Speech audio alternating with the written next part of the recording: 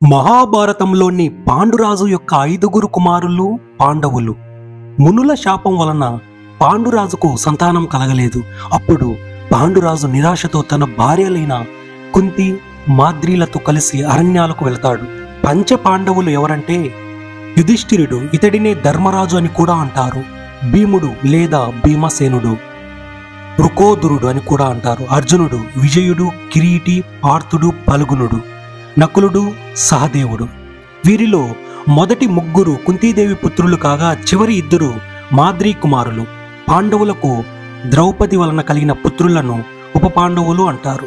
వీరు పాండురాజు మృతి చెందిన పిదప హస్తినాపురయందు ధృతరాష్ట్రుని వద్ద పెరుగుచూ ధనుర్వేదాది విద్యలయందు మహానిపులు అయిన ఉండగా వీరి మేలిమి చూసి ధృతరాష్ట్రుని పెద్ద కొడుకైన దుర్యోధనుడు ఓర్వచాలక శకుని, కర్ణ, దుశ్శాసనులతో కూడుకుని అనవరతము వీరులకు హింస కావించి ఉండెను.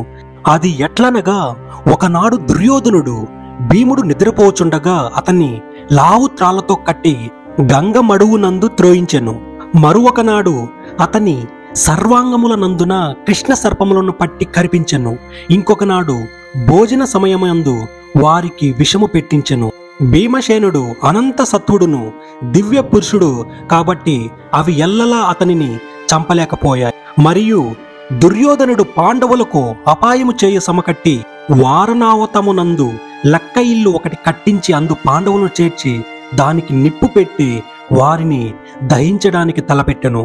వారు ఈ వృత్తాంతమును విదురుని మూలముగా ఎరిగి అచటి నుండి తప్పించుకుని పోయెను.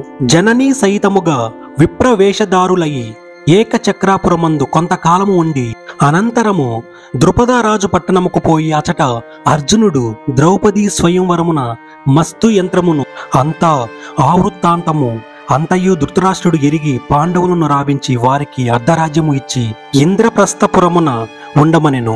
వారి రాజ్య విభూతియు ఘన సంపదయు చూచి దుర్యోధనుడు ఓర్వచాలక శకుని సహాయమున మాయాజోదము ఆడి ధర్మరాజును పరాజితుని చేసి 12 ఏళ్ళు వనవాసమున 1 ఏడు జనపదమున అజ్ఞాతవాసమును చేయున్నట్లుగా నిర్ణయించిరి. అట్లు పాండవులు వనవాసము చేసి సమయము తప్పక అజ్ఞాతవాసము జరిపి మరలి వచ్చి తమ రాజ్య భాగమును అడిగిన ఈయక దుర్యోధనుడు వారితో విరోధించి ఎదిరించి యుద్ధము చేసి మడిసెను.